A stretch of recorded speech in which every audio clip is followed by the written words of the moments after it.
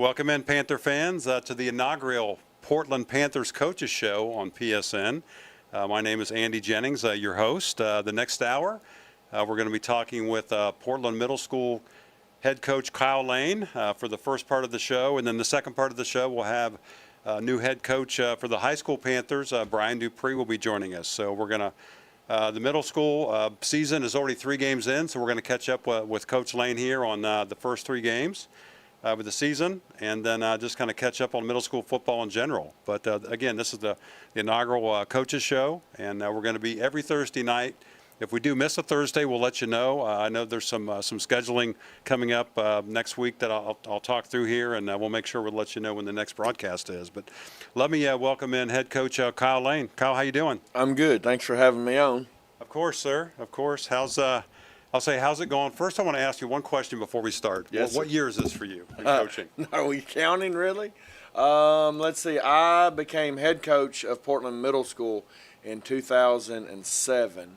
And I was an assistant coach at Portland Middle School in 2006, 2005, and 2004. Okay. So since 2004 as an assistant coach, since 2007 as a head coach, I'm not real good at math, but I believe that's about 22 years. I think so. Yeah, I thought it was 22. I had that number in my So, mind from last year. So 19 as a head coach and 22 as a coach. Of course, did the first 2 at Portland Middle, and then a long stint from 2009 to 2025 as a head coach at Portland West.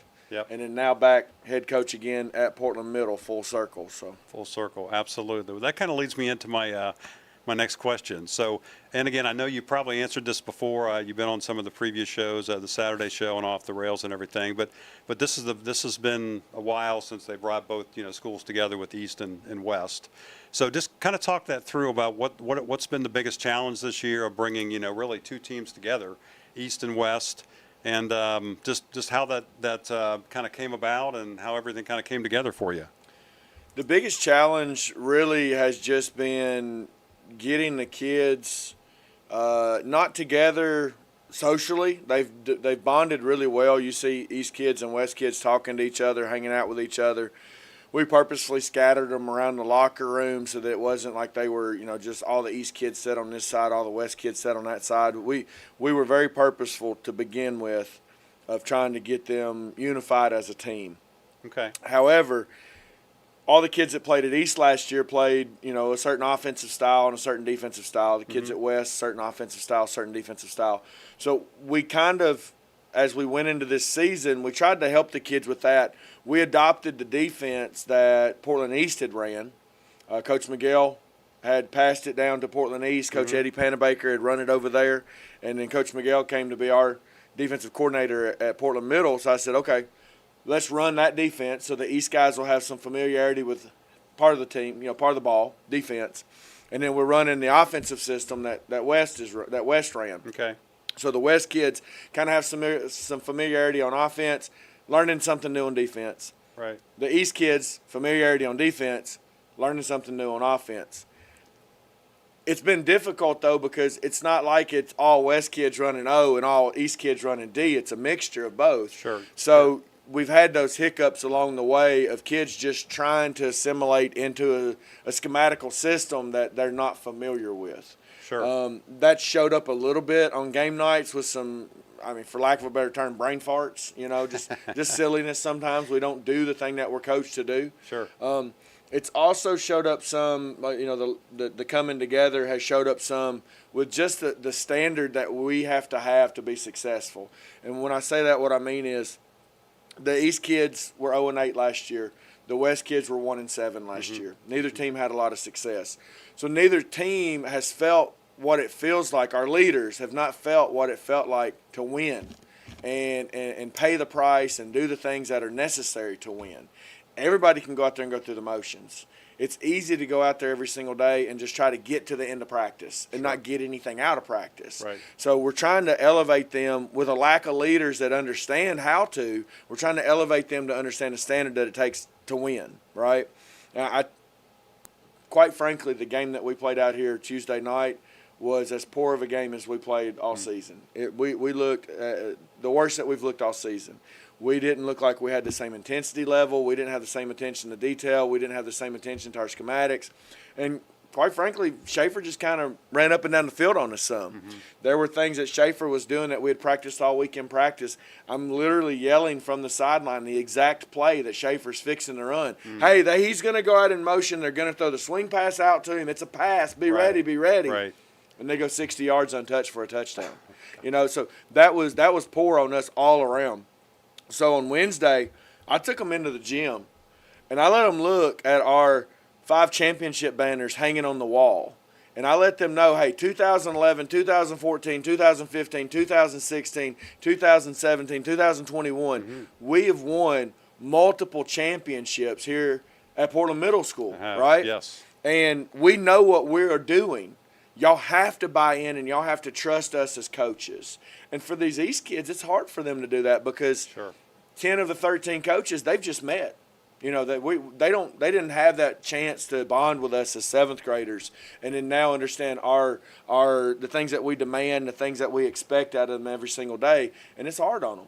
Yeah. You know, so there's a lot that's went into it. I'm not trying to throw the guys under the bus in such a way that they're not working, because they are. We had our best week of practice last week. I heard Miguel say that on the radio Saturday, and it's true. We had our best week of practice, but then we turned it around with our worst effort on the game field. And that's what I'm trying to get across to them. Like, we can't have a good week of practice. The practice field grass and the game field grass are not different from each other. Sure. So, you know, it's been a big learning curve, and it's for everybody, coaches, players, everybody included.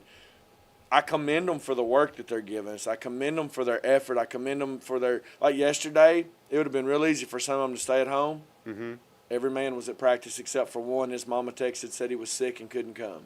You know, we got beat down on Tuesday. Everybody's back on their feet on Wednesday ready to work. So I commend them for all those things. It's just they've got to get out of their own way and learn how to be successful. And we're trying to figure out ways to put them in those positions during practice. So this year's team, and I always ask you this at the beginning of the year, and here we are 3 games in, but the way the coaches show kind of scheduled here. But what's your breakout of like 7th and 8th graders between the squad with the 2 schools coming together? I don't know the exact number, but I want to say it's somewhere around 35 and 25. 35 8th graders, 25 7th graders. That's not exact, but that's ish. You know, I think we have 58 players. So it's probably like, 26 and I can't even do math in my brain. It's probably like 26 and 32 or something like that. Yeah. But that's about what it is. We've got less 7th graders. We did that purposefully because we started with almost 70 kids. Wow. We had over 90 come to tryouts. Okay. There's no way we can keep 90 kids. We don't have the equipment for it. We don't have the staff for it. We don't have the space for it. We don't have the money for it, all that. You know, there's comments on Facebook out there that are funny. They shouldn't have cut any kids. I've never seen people cut kids in middle school. They haven't watched me as a head coach since 2007 because since 2007, I've cut kids every single year. In my 19 years of head coaching experience, I've never had a team that we didn't cut some kids, right? So with 90 kids, I've got 61 lockers. I don't have enough room for 90 kids. So we made that cut down to 65. But we purposely kept a little bit lower number 7th grade because we knew it was going to be new in all aspects of trying to figure out what to do with a JV squad. Sure. And of course, your 7th graders make up most of your JV. So we dropped that down a little bit. Plus, that gives us a chance now next year we can either go big again or we could keep our numbers a little smaller, maybe in the 50s instead of the 60s, so we can really focus in and work on the guys that we have to get them better at football. We want to give a chance for as many kids as we can to play, but at the same time, there has to be a certain line that we draw that says these are the numbers that we can functionally take care of, and everybody get enough reps in practice, everybody feel like they're getting better, everybody get enough eyes on them so that they can compete on the practice field, to have a chance to compete on the game field. And when you start to get over that 50, 55 number, it starts to get hard to corral all those cats sometimes. And I say cats on purpose. It's like herding cats sometimes with middle school kids. Right? I can imagine at that age. So. You know, that's the main reason why we kept a little bit lower number of 7th graders, so that we can decide where we want to go next year after this year finishes. Because this year's trial and error. We're trying to figure out a lot of things on the fly. Yeah. Yeah, I'm sure that you tried some things that are working and some things that are not working, and as you said. But the people that are interested in why we're cutting people, if they want to volunteer to be a coach and come up there, I can let them handle the 30 extra kids that we're cutting, and they can find out what it's like to try to handle 90 middle school football players at the same time. Yeah, the beauty of social media, right? Yep. So absolutely. Well, again, I mentioned Coach Lane. We're 3 games into the season, so what I thought we would do is maybe to catch the fans up. Let's just we'll kind of go through each game, and then you kind of give your quick review and your thoughts and everything. Obviously, not the results that you wanted, but we saw some solid competitive games. But let's start with Ellis, the first game that the Panthers fell 14-21. Some of the highlights I wrote down: Markel Barnett had a big game. He had 118 yards, 2 touchdowns. Just kind of take it from there as far as what what you liked about that game and what you didn't like. What you took away from that to build on with the players. First thing I like about that game, it was 6-0 at the half. So we're only down by 1 score. Mm-hmm. We played 2 pretty good, solid quarters of football, and at the end of the third, it was 14-6, Mm-hmm. or 14-8. Sorry, we're right there. It's a 1-score game. Sure. Yep. Lastly, Ellis, it's tied, 14-14, and Ellis scored with, I believe it was 32 seconds left in the game to win. So we took them right down to the wire, played good football. What I don't like about the Ellis game is we had 3 fumbles that we gave to the other team. We threw an interception to Ellis, and we let Ellis return a kickoff for a touchdown.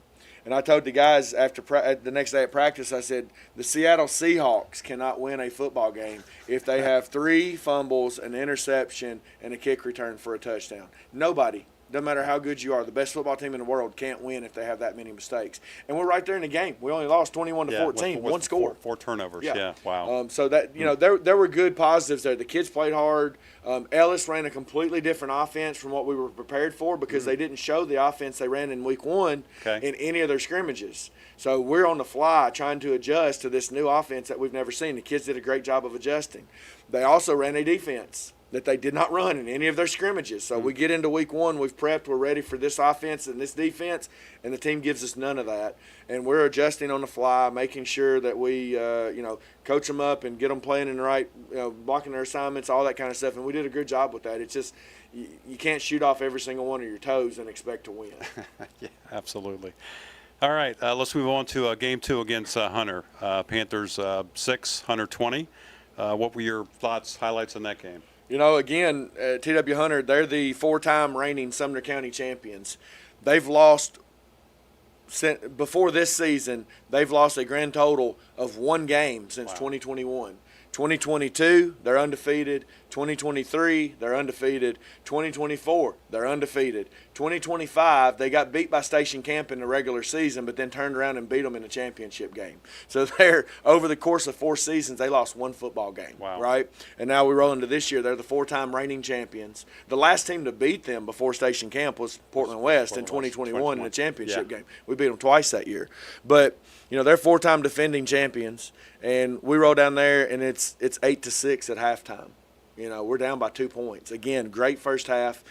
Couple of mental mistakes here and there, a couple effort mistakes here and there, those types of things. And then into the third quarter, it's 14-6. Mm-hmm. Still 1-score game. Yeah, so repeat, rinse and repeat. It's the same story, different game. We just could not get our offense off the ground at TW Hunter. And TW Hunter just kind of bludgeoned us to death. It was at 3 to 4 yards a pop, and it was small mistakes by our defense. For instance, our defensive ends, if we get a tight end, we're supposed to be head up on a tight end. If we get a tackle, we're supposed to be the outside eye of the tackle. Well, we were lined up outside eye of the tight end instead of head up. We're giving up half a gap. And that half a gap that we were giving up is exactly where Hunter was running the ball almost every single play. Thayer was calling it. They were running off tackle, C-gap, all night long. And we're trying to get the guys lined up correctly, and we just can't get them lined up correctly because we've got young guys out there. There's guys that are hurt. There's guys that are in for injured players and all those different things. Beautiful thing about Hunter, though, was we had 4 starters sitting on the sideline that were injured in some capacity in the third quarter and fourth quarter. Okay. In the past few years, if Portland West or Portland East would have had 4 starters sitting on the bench hurt, it would have been a boat race, and it would have been 60-0 quick. Yeah. We got 4 guys sitting on the sideline injured, and we're still competing. And Hunter scored their last touchdown with maybe a minute or 2 left in the game to go up 20-6. So we competed right up till the end once again. But we can't keep hanging our hat on moral victories. Moral victories are good, don't get me wrong, but they do not take the place of a real victory. Right. So I'm proud of the guys. I'm proud of how hard they're fighting. I'm proud of what we're doing, but we've got to get over that hump. There's a hump that we've not crossed yet. Yeah. Well, hopefully it's going to be this week. So we talked about Schaefer, so we won't stay on that game. Let's talk about Hawkins coming up next Tuesday. That you're going to be visiting Hawkins right at Memorial Stadium. They're 2-1 for the season. What's your thoughts about them, and can you give us a brief preview? Hawkins has got a good football team. They're big on their offensive line. They got some really good skill in the backfield.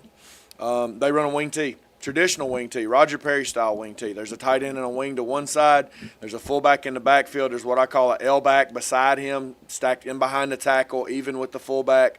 And then there's a split in off to that same side. 100 and 200 formation is what we called it with Roger Perry. They're going to run power. They're going to run trap. They're going to run belly. They're going to run a little bit of sweep, like buck sweep, stuff like that. Mm-hmm. They like to throw the swing pass to their back out of the backfield, and they do that really well. They like to run a little overload set where they put the L back and the wing on the same side. Mm-hmm. And then split in on that side as well, and they toss it to their fullback on toss sweep, and they're really good at that. They got big chunks of yardage on that against Station Camp.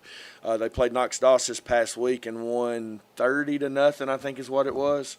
Let me look and make sure I'm telling the story right. They played Knox Doss this past week and won 30-6, sorry. Okay. And a couple of the scores that they had was on that little toss play where they like to overload one side and try to outflank you. So they've got a good football team. They've got good speed in the backfield and all that good stuff, good size on the line. They play good hard-nosed defense. I guess one thing that we have as an advantage over them is they've got about 20 kids, and we've got almost 60. So we're able to get some fresh bodies on the field. However, same story was the case this past week with Schaefer. Schaefer had 25 kids. Every one of their kids was playing both ways. I didn't see a single one of their kids getting tired. We got kids playing one way, maybe 1.5 way, and we're getting tired. Okay. So that's that uncomfortable part we've got to learn to get past. I had that conversation with our kids the other day. We don't understand the difference between uncomfortable and hurt, or uncomfortable and I can't go anymore. I'm out of gas, or I still got a little left. So we got to learn how to push past uncomfortable. Yeah. And, with a team that has low numbers like that, if we can push past uncomfortable, then we can physically dominate them late in the game. But we've got to be able to push past uncomfortable to be able to do that. Well, Coach, it sounds like it's right on the verge. So hopefully we're right this there. week. You are correct. And I know there's been a time or two when I've sounded a little negative about my guys. I'm not negative about them. I know exactly what they're capable of. I see them. I've seen middle school football teams for 20 years. Sure. I know what a good middle school football team looks like, and we have a good middle school football team. We're not a 0-3 football team. We're obviously an 0-3 football team. The record is what the record is, right. But we're better than 0-3. And it's our job to prove that we're better than 0-3. And it's our job as coaches to get the guys ready for that. It's their job as players to step up to that mark and show that they're better than that. And that's the plan that we got for this Tuesday is to prove that we are better than an 0-3 football team. Well, Coach, I appreciate your time. My last question is injuries. Anything headed into next week that concerned about? Or we didn't have Malachi Williams this past week. He's a starting running back and a defensive back. He should be back this week. He's got a little hip that flared up on him. Josiah Belfield, our big defensive tackle, we didn't have last week. He's still got to go to orthopedic about some stuff going on, so probably won't have Josiah back. Hunter Allen was out last week. It looks like he's trending in the right direction. Well, he'll be back. He's a seventh grader that's probably going to start at defensive end for us if he's back. And then we've got a couple other guys. Dalton Manning, he's going to be out for the rest of the year with something going on. And Ryder Swindle is probably out for the rest of the year with something going on. Both those guys are seventh graders that would have been JV players. They good little players for next year, but they're not going to hurt the varsity level right now. But we hope they get back soon and can compete because obviously we want everybody out there. But as far as the varsity level, it looks like Belfield is probably not going this week, but Williams and Allen will be back. Okay. Well, that's good news that you'll almost be at full strength there. Yep. Well, Coach Lane, I thank you for your time, for coming in with us, and I appreciate it. All the best next week versus Hawkins at the Portland Middle Panthers cash in for their first win of the year. That's the plan. But thank you, sir, for coming by. Thank you. All right, you've been listening to head coach Kyle Lane, Portland Middle School football. We'll be right back. You're listening to the Coaches Show on the Portland Sports Network. Every season, the Portland Middle School football Panthers pay tribute to the tradition of Panther football with their helmet logos. On the left side of the helmet, you will see the Running Panther logo.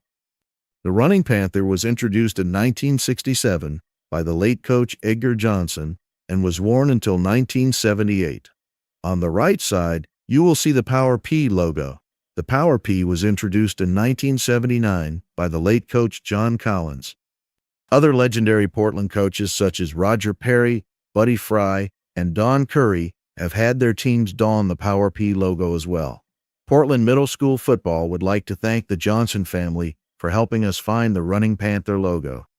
We would also like to thank Curtis Marlin and others for helping us recall the history of Portland Panther football. This is Coach Danny Thompson, Portland High School Hall of Famer. You're listening to PHS Athletics on Portland Sports Network. You can feel it and hear it. It's football season, and the Panthers are ready to hit the field in that proud purple and white. And if you're gearing up for game day, there's only one stop you need to make. Graphic Obsessions on historic Main Street in downtown Portland. Your locally owned hometown shop for everything Panther pride. Embroidery, screen printing, DTF printing, whether you need custom shirts for the crew or you want to grab something off the rack for tonight's game, they've got the shelves loaded with Panther gear ready to go. Hoodies, tees, hats, stadium blankets, all printed right here in Portland. No big box stuff, no out-of-town nonsense, just local shopping supporting our local team in our local town. We're open Tuesday through Friday 9 to 5 and Saturdays 9:30 to 3. And don't forget to visit the Graphic Obsessions Facebook page where you'll find the latest merch, specials, and Panther pride. So before you head to the stadium, come by Graphic Obsessions and show the Panthers you're all in. Graphic Obsessions, Portland pride, Panther strong.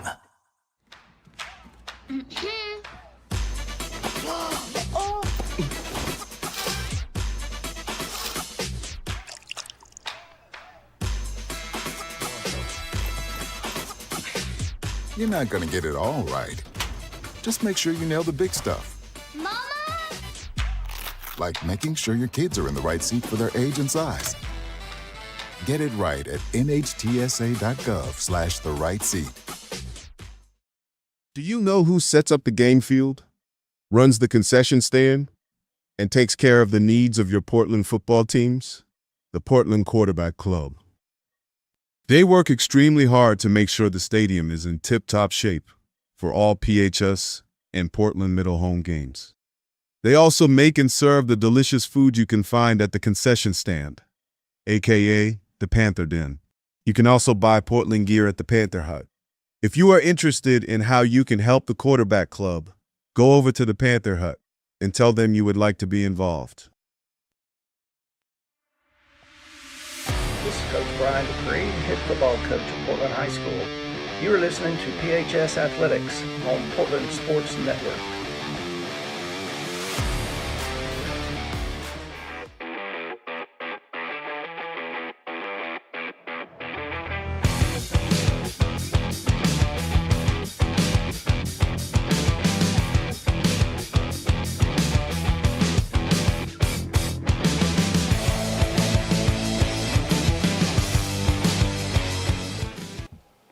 Welcome in, Panther fans, to the inaugural Portland Panther Coaches Show. We have with us Brian Dupree, head coach of the Portland High School Panthers, that's going to join us for the second half hour of the Coaches Show. Coach Dupree, how you doing tonight? I'm doing wonderful. Well, glad you could join us, and thank you for your time. It's greatly appreciated. So my first question I wanted to ask you about just your first year head coach for the Panthers, and just tell us about the journey and kind of what your past and how you got here. I know that you've been on with John and Miguel a few times here on Sports Saturday, but just like you to talk to the fans tonight listening to the Coaches Show. It's a 30-year teaching journey, probably 36 years total when you put my youth league action. I grew up around sports. Sports was kind of my babysitter. I had an older brother who was a sports star. So I was a manager for all my brother's teams, and as I moved up the ranks, I worked closely with all the coaches of the major sports, and was fortunate enough to play high school football for high school All-American. Well, he's a high school All-American player, and now he's Alabama high school Hall of Fame coach. And moved on to college and played for another Hall of Fame coach in Nick Kutras at Cumberland University. And once I attained a teaching job at Beach High School, I coached for Roger Holmes. And I met a young man by the name of Herschel Moore. And Herschel Moore's offense is it's wing T, and it's the offense that the Portland Panthers are going to be known for, from my viewpoint, from years to come. So I've had a lot of dealings with a lot of Hall of Fame coaches, and worked on several staffs. Moved around to several high schools in Sumner County and 2 middle schools. I was fortunate to start the middle school football program for the Knox-Doss Mustangs. And my last middle school was Liberty Creek Middle School. Okay. And always had an aspiration to be a high school head football coach. I have been a position coach at Westmoreland High School, Station Camp High School, Beach High School, and White House Heritage. And so this is my first delve into the high school head football coaching job. And what I try to tell people is, high school football, middle school football, it's still football. Speed of the game's a little different. Sure. Kids move at a little different pace. The hits are a little bit harder, but it's still football. And so I'm excited to get the ball rolling tomorrow night for the Panthers. Yeah, awesome. So I attended your press conference back in February when you were introduced at one of the basketball games. And I noticed your shirt, was Beat White House, and that's our first opponent tomorrow night. So I'll get to them and some questions here. But what's the journey been like from that time in February where you were introduced to take us through the spring, as you prepared this Panther team for 2026? Well, it's kind of been surreal, to be honest with you. Since the late 90s, I wanted to be a Portland Panther, just being around Coach Perry and Coach Perry's staff. I knew several of the coaches on staff at different times. I've known Coach Beaver. Coach Keith Powell was here. I've known them. So from a distance, I've known about the program and seen it. And I lived in White House for 15 years. So I've known about the Portland-White House rivalry through the years, and I don't know, in football, it just kind of adds luster to the ball game to kind of have a rival. And Sure. I've always felt like Portland and White House was that rival, and so it was just natural for me in my resume to put B White House. I kind of choose to follow Navy football. Yeah. And so if you listen to a Navy football game, Yeah. it doesn't matter who they're playing. At the end of the game, they always say, beat Army, because Army's their biggest rival. They have a ton of respect Yeah. for Army, but they play their hardest versus Yeah. Army. Love that And game, by the way, so at the end of the season. So I do too. It's a bucket list to Yeah. get to go watch the Army-Navy game. yeah, absolutely. So I would like for that to be kind of our. I think some people wearing blue probably took it the wrong way, and that's okay. What are they supposed to do? I'm the Portland coach. That's right. I'm That's not right. supposed to be their friend. They'll get past that, so they'll get think over so it. too. But no, great stuff. So let's look at this year's Panther team. I kind of did a head count, and I get off by a few. Just tell me by class, but I counted 11 seniors, 11 juniors, 19 sophomore, and 29 freshmen. So if I'm off by one or two, just correct me there. But so a younger team, obviously, than in past football years. Yes, sir. Yes, sir. We are definitely a sophomore, freshman number-wise Right. heavy. I told the kids today that since I took the job in February, I've had several people tell me that this is a rebuilding job, coach. Rebuilding job's going to take time, and I'm just not seeing that from these guys. We have a great group of guys. I just don't think they were put into it, or I'm not going to say weren't put in a position. They just didn't have to be put into a position last year where they had to prove what they can do. And a lot of them have stepped up and become leaders. And I think from what I've seen in practice and what I've seen in our scrimmages that some of our seniors are ready to make big plays. I say big-time players make big-time plays in a big game. Yeah. So Well, that's a great lead in to my next question there. So this will be my 5th season calling play-by-play with the broadcast team. And so I've watched this class, come up from freshmen, even some in 8th grade, with Coach Lane, up until they are now. But let's talk about some of those key players. Let's go to offense first. So you said we're going to be running the wing tee. And I read a few articles where it's a wing tee, but you can look at one play 15 different ways depending on what, the blocking schemes. So maybe talk a little bit about the offense, what you're going to run, and then some of the key players. I know we got Will Caudell's going to be your starting quarterback this year. Maybe talk about Will, and then who's going to be with him in the backfield, and then we'll talk about the O-line up front that's going to block. Yeah, we started out in competition over February and March. Will was in basketball. And I had 7 kids that wanted to show interest in learning how to play quarterback. Okay. And so we took 7 kids through drills, kind of narrowed them down to 3. And primarily being a running team, we are a run-based team. I look at our offense as a 4 running back attack, even our quarterback. And I just felt like Alex at the time. Alex is a little bit more mobile than Will. Will is a great leader. Sure. Will's in basketball. Will, of the two, Will is your natural passer. Will has great command of the field. He can kind of make adjustments as a coach and on the field, and he just makes sure everybody gets in their proper place. Alex, being from a running back background, was not as confident. But Alex suffered from some leg injuries during track, which kind of slowed him down, and his hamstring been bothering him early on. And so it was just a natural progression to move Will to quarterback. It's kind of settled the team. It's just been a great calming experience. And I think Alex is going to provide some packages along the way that you might see. I'm not going to give away any secrets as to how we're going to use them. That's awesome. But the thing I've noticed about our backs, whether it's Hunter Harper, I'm going to brag on Hunter. Hunter had to start out, he totally played defense in the previous years, and then in the spring he took on the left halfback role. We needed another fullback, so he's learned how to play fullback. And then into our Westmoreland practice, 3 plays in, Alex kind of tweaked his hamstring, and we needed a Z-back. Sure. So Hunter had to move from left side to the right side. Okay. So Hunter's very versatile. Jordan Turner, I believe he was playing left guard. Yeah, for was my next Portland question. last year. Now he's in the backfield, And right? Jordan is our starting fullback. Yeah.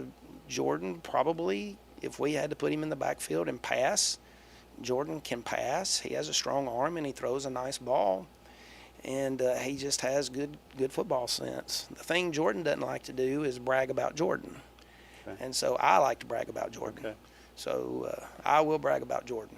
And, of course, he's also one of our linebackers, too. Okay. Him and Hunter are our tandem. Yeah, so we'll see them both ways, obviously, on defense. We'll Yes, talk sir. about that here in a minute. So just how about the receiving core? I know DJ Good made some nice catches against Gallatin in the scrimmage. And any other players you want to highlight on the receiving core? DJ's had a great spring, and he's had a great fall at tight end. We've got a kind of a committee in our split end division. We've got a senior, who's Liam Lentz. He doubles sometimes as a backup linebacker, and he plays a lot of our special teams. There's a couple of sophomores, they're twins, Jermaine and Josh Lenning, that may get some playing time. They go after the ball, and they've got some speed. Gerson Hernandez, he's not only just a split end, but he also plays some in our secondary. And then Carson Patrick. Okay. Those are our main split end type players. So let's move up to the O-line. I know Mims is a solid player for you, but can you take us to the O-line that's going to start tomorrow night? We're starting R.J. Prochaska as our center. R.J. was our left tackle over the spring, and then he moved into center. Our left guard right now is penciled in to be Colton Gregory. Colton suffered a shoulder sprain versus Gallatin. Okay. And so he's a game time decision. It may be 6:55 before we get clearance for him. Okay. If Colton can't play, it'll be Camden Johnson. It'll be our left guard. Our right guard is Max, and then our right tackle is Kyron Haley. So we've got several players who are having to play offense and defense. Sure. I know that happens a lot in high school and middle school football.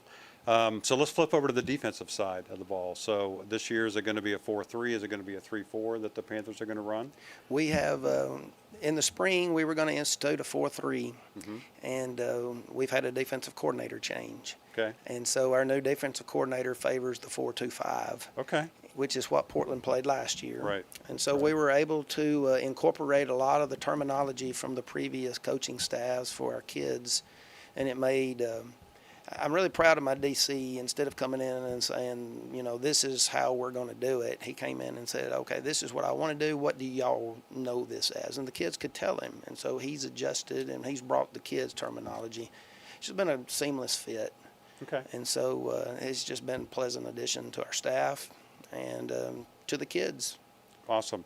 So can you run through those starting defensive players for us on that 4-2-5 for tomorrow night? Our defensive ends are Will Caudill and DJ Good. Our tackles probably will be Braxton Maiden. He's coming off of a sickness, but he was cleared for the Jamboree, but we just held him out one more week because I mean it was the Jamboree. Yeah. And so it's a scrimmage at the end of the day. So. Yes, sir. So yeah. if he can play defense, that will take one of our offensive linemen, and he can just play offensive line. But there will be a healthy rotation. And then Max will also play on the defensive line as well. Okay. Then your backers are going to be, Hunter Harper and Jordan Turner. Jordan, okay. And then who's in the defensive backfield? And then our corners are two sophomores. Our left corner is Elijah Huddleston. Okay. And our right corner is Reese Fletcher.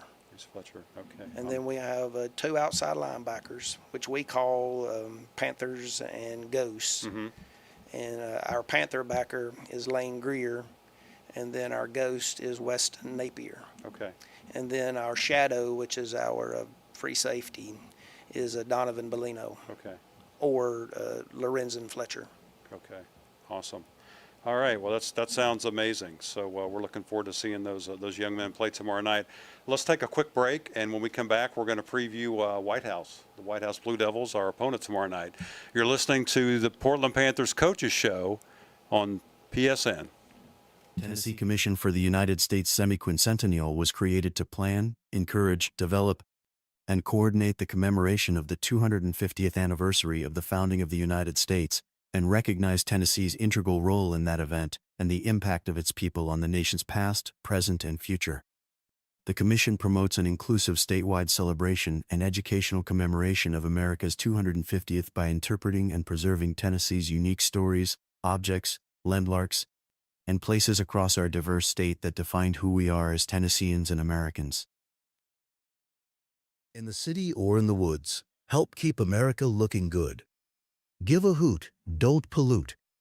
Brought to you by the U.S. Department of Agriculture's Forest Service. From phones and laptops to toys and tools, many of our favorite things run on batteries. But when tossed in the trash or recycling bin, these batteries can spark intense fires that are nearly impossible to stop. Battery fires are happening more often. They've destroyed homes, burned down garbage trucks and recycling centers, and, tragically, taken lives. When a facility goes up in flames, trash and recycling services can be shut down for weeks or even months. The good news, battery fires are easy to prevent. Just remember, never throw batteries in the trash or recycling bin. Always tape the ends and drop them off at a safe collection site or mail them in using a certified return box. Hey, this is Chris Rippey, 1997 graduate and Portland High School Hall of Famer. You are listening to PHS Football on Portland Sports Network.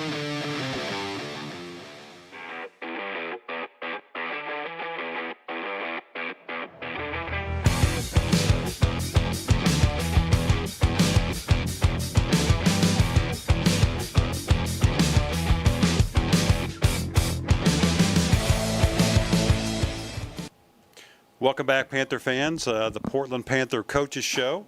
My name is Andy Jennings, your host. I'm talking with Brian Dupree as the team gets ready to take on the White House Blue Devils down in White House tomorrow night. So, Coach, big rivalry, obviously. We talked about what you led with at the press conference and how big a game this is to start out the season. It's interesting. They've led with White House now, I think, like the last 4 to 5 seasons, which has been interesting. Before, years ago, it used to be like 2 or 3 games in. And then when they were in the region together, it was even farther, sometimes farther into the season. But let's talk about that. White House, Curtis Marlin, who does all the stats for us, is a great guy. Portland leads the series 30-28, and Portland's won the last 3 out of 4 going back to 2022. But just talk about the rivalry there, and as we get ready for tomorrow night. You know, it's definitely a joy to be a part of the rivalry. 58 years is a healthy time. I talked to the kids today that, you've got certain games circled on the calendar that it may be a personal interest. It may be a class interest. To me, this is a community interest. And so I've talked to our kids about the players that have come before us and what our P stands for. And we're playing this game for the Portland community. And we're asking for our community to show up in full voice tomorrow night. It may be a tough seating. My understanding is they have portable bleachers, maybe. Yeah. I saw Tuesday it was just a concrete pad. That's what we saw too. Yes. Miguel saw. If portable bleachers showed up today on a tractor trailer, there may be some portable bleachers, but I hope there's more Panther fans than Blue Devil fans. So it would not make me mad if I look on the home side and see purple and white invading their territory as well, because so many people from Portland show up. But to me, this is more of a community game, and that's what we're trying to do, is uphold community standards. Yeah, no, absolutely. So again, it's just a big rivalry game for Portland, and I know here last year and then away tomorrow night, 7 o'clock kickoff. But what can we expect to see from White House's offense? Just what's their type of offense that they run, and what can our Panther defense expect? White House favors a spread type offense. You will see shotgun, usually one back. They do get into some 2-back sets, but their favorite formation is 2 receivers on either side of the line. Mm-hmm. They will get into a 3-by-1 set. They like a lot of quick screen type passes. They've got a couple of receivers. A number 3 is someone we'll need to pay attention to. Okay. They do have a tall tight end type kid, a number 10, that is kind of a safety blanket for their quarterback. Their quarterback is a junior. His name is Cash Sanders.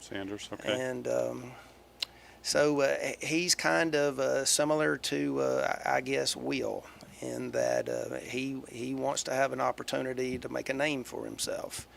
And so we're trying to keep that from happening. But they are primarily a passing team. They throw the ball more than they run the ball, and they spread it out pretty good. And Okay. It's probably more of a gap scheme on offense when they do run the ball, but you're looking at one back attacking your defense as opposed to a 4 running back attack. Okay, then just really totally different from obviously the wing T versus the spread. Okay, so let's flip over to the other side of the ball on defense. So what's the Panther offense going to see from the White House defense? In their scrimmages and in their practices, they've been a 4-2-5, similar to ours. So scheme-wise, the teams look identical to one another, and it's just going to come down to who makes the least mistakes and tackles. They've had a couple of scrimmages and they've had a hard time tackling, and we've had a couple of scrimmages and we've had a hard time tackling. So some days it just, they wear our colors and it's our guys, or vice versa. So it's just who's going to tackle more. Yeah, no, absolutely. So let me ask you this about the weather. I mean, this week's been a little bit better from the heat side of it, but last week was brutal. So how did you manage the players through when you were talking, north of 100 degrees, feels like with the humidity and everything? How'd you manage that with the team? And did we practice early? Did we practice later? Just what did that look like? Last week we were forced to our indoor. We kept our normal practice time. And we had debated whether to move practice to later in the afternoon, and we just waited too late, really, to make that call. So we spent most of the time indoors. There was a couple of days where it was a kind of cloudy, hazy, so we could get out for a period. We could only spend like 15 minutes out. Sure. So we would get out for 15 minutes, and then we would have to go back in. This week, we decided on Monday that with it being as warm as it was, we would work out, fourth block, go over our scouting report, and then send the kids home, and then we brought them back at 5. And we practiced from 5 to 7 on Monday. And then these last 3 days, the weather is broke, and we've been after school, and it's been a normal routine. So it's kind of, last week I think kind of added in to the performance that we saw at the Jamboree. It was just kind of a hit or miss. And this week it's kind of dealt with, all right, here's the routine. We've been able to fall in with the system, and we've been able to click the days off. Yeah, I think that's a good thing if you got the routine down and the players are adhering to that. So one thing I didn't ask you about before we move on to, I was asking about any injuries, but just let's talk special teams. Just, who's going to be our kicker, who's going to be our place kicker, who's going to be our kickoff specialist, and then our punter. Our field goal kicker is going to be Riley Vaught. He's coming off a knee injury, and he's got his confidence back, and he's been kicking well in practice. Okay. Our punter is going to be Lane Greer, and Lane is also going to handle kickoff, the specialist. Yeah, I saw him. He had some nice boots against Westmoreland last week. He does. Very deep. So. He does, Yep. and he's got a strong leg. So and then our long snapper is going to be Andrew Caldwell. That was my next question. Which is he's a junior. Gotcha.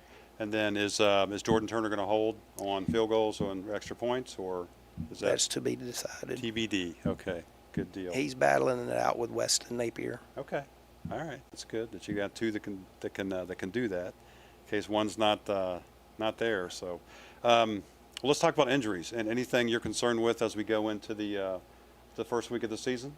We seem to be getting healthy at the right time.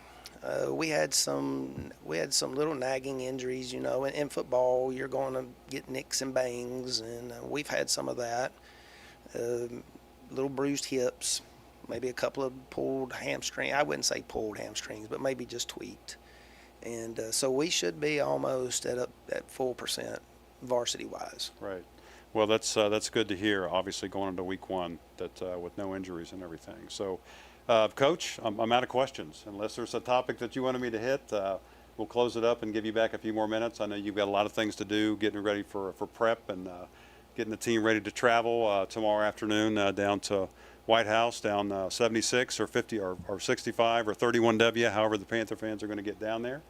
But last year, 2 years ago, I remember, John, great crowd at White House, and we really packed that side. So I'm just praying that happens again, Coach, and we really show out for you and support the team tomorrow. But so too. So again, just hopefully everything goes great. Panthers come away with their first victory, and you get your first victory as a Panther head coach, and nothing better than against the White House Blue Devils. Absolutely not. But I thank you for coming by. Thank you. All right. That's Coach Brian Dupree, your head coach of your high school Panthers. Again, the Panthers take on the White House Blue Devils, opening up the 2026 season, 7 p.m. At White House Stadium, just right off 76 there as you go into White House on the left-hand side. So just encourage all the Panther fans to travel and come see us in person. And if you can't make it in person, you can listen to us and see us on YouTube on the PSN network, the Portland Sports Network. My name is Andy Jennings. Thank you for joining us on the Portland Coaches Show. Good night.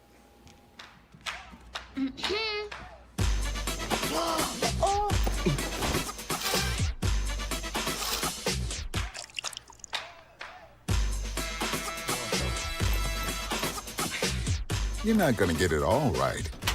Just make sure you nail the big stuff. Mama! Like making sure your kids are in the right seat for their age and size. Get it right at nhtsa.gov/the right seat.